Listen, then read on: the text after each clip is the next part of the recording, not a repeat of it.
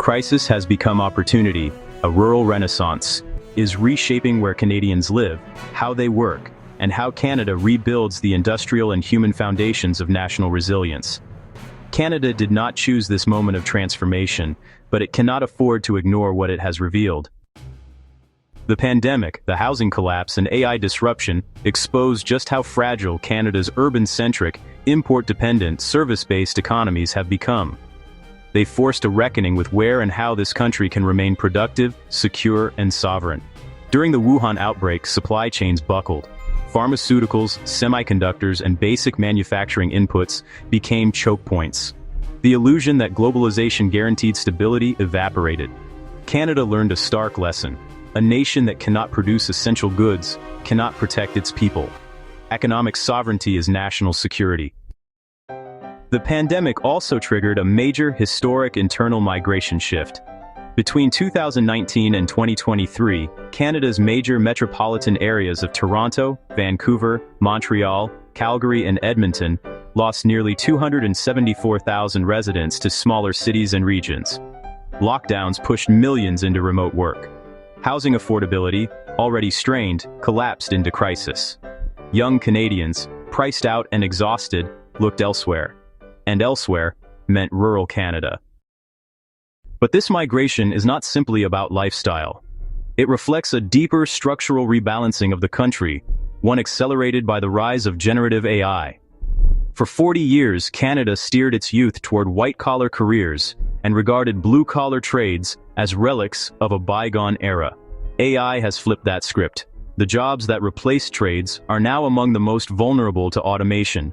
Coding, legal drafting, and financial analysis are tasks AI already performs at scale, faster, cheaper, and with increasing sophistication.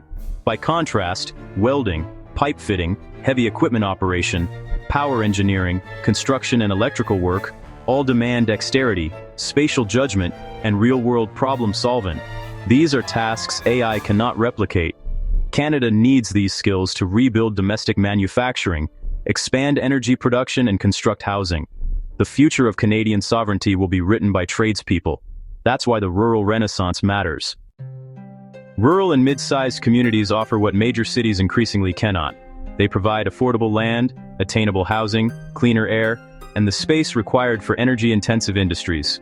New factories, refineries, and critical mineral processing facilities can be built there without the cost and constraints of major cities. Here, skilled tradespeople can afford to raise families.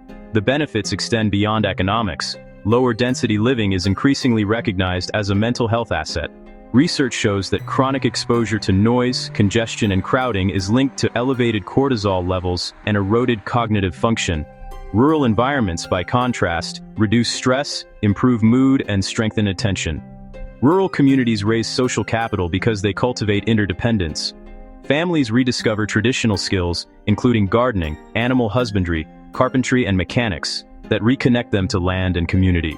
Newcomers integrate more deeply, not as anonymous transplants, but as contributors to shared local life.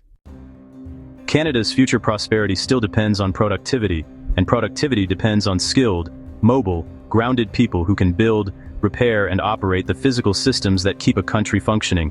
AI may transform the digital economy, but it cannot pour concrete, weld pipe, or maintain a power grid. It cannot mine nickel, harvest wheat, or construct a home. Only highly skilled people can do that. Increasingly, those people are choosing to live outside the major cities. The rural renaissance is not a retreat from modernity. It is a response to reality. It positions Canada to re-industrialize, diversify supply chains, and strengthen food and energy security. It aligns with the pressures of geopolitics, the realities of AI, and the aspirations of families seeking stability and purpose. The pandemic exposed vulnerabilities. The affordability crisis forced a reckoning. AI is rewriting the labor market. Together, these forces have opened a path toward renewal, one rooted in soil, space, and sovereignty. Canada now faces a choice.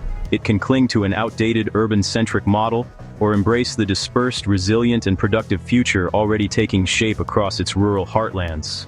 The opportunity is immense, and the road to national renewal runs through the countryside. Please like, share, and subscribe if you like this content.